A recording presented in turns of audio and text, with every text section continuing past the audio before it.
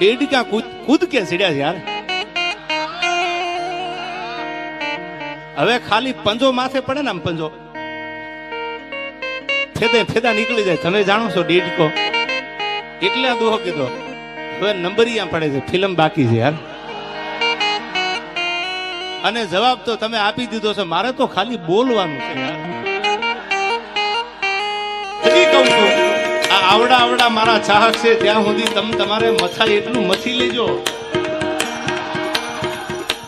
અને મનની મનમાં ન રહી જાય